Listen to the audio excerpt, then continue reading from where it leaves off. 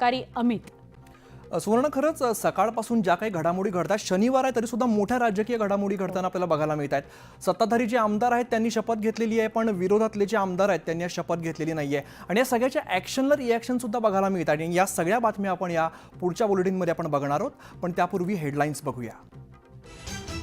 Headlines प्रायोजक राजयोग paints, आनंद तुमचा, रंग आमचा।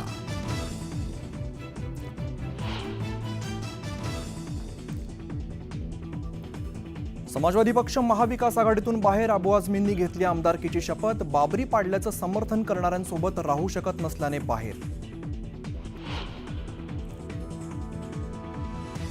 समाजवादी पक्षाला शिवसेनेची भूमिका 31 वर्षांनंतर कळली का? भास्कर जाधवांचा अबू आझमींना सवाल। सपाची भूमिका सत्ताधाऱ्यांकडे झुकलेली, जाधवांची टीका। जनतेचा मान राखून, जनतेच्या मनात जे शंका आहेत त्याचा मान राखून आम्ही आज शपथ घेत नाही आहोत। ईव्हीएम वरून सरकारचा निषेध करत विरोधकांनी टाळला शपथविधी, उद्या घेणार शपथ।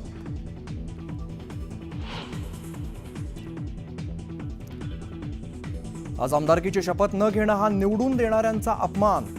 मुख्यमंत्री फडणवीसांची मविया आमदारांवरती टीका। त्यांना उद्या संध्याकाळपर्यंत शपथ घ्यावीच लागेल, तर परवा दिवशी सभागृहामध्ये कामकाजात भाग घेता येईल।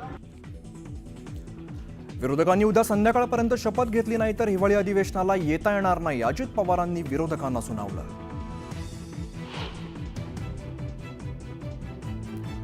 ईव्हीएम विरोधात शरद पवार कायदेशीर लढाई लढणार, सुप्रीम कोर्टात याचिका दाखल करणार, सूत्रांची माहिती।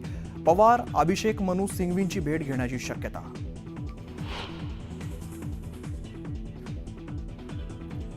मुख्यमंत्री देवेंद्र फडणवीस, उपमुख्यमंत्री एकनाथ शिंदे, अजित पवारांसह महायुतीच्या नवनिर्वाचित आमदारांनी घेतली शपथ। हंगामी अध्यक्षांनी दिली आमदारांना शपथ।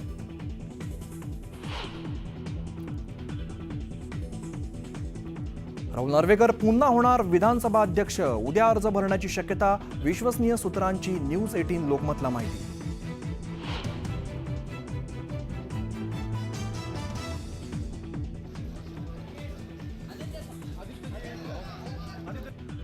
विधानसभेच्या पहिल्या दिवशी विरोधक सत्ताधाऱ्यांमध्ये दिलजमाई। आदित्य ठाकरेंनी दिल्या फडणवीसांना शुभेच्छा, तर विश्वजित कदमांनी उदय सामंतांच्या गळाभेटीची चर्चा।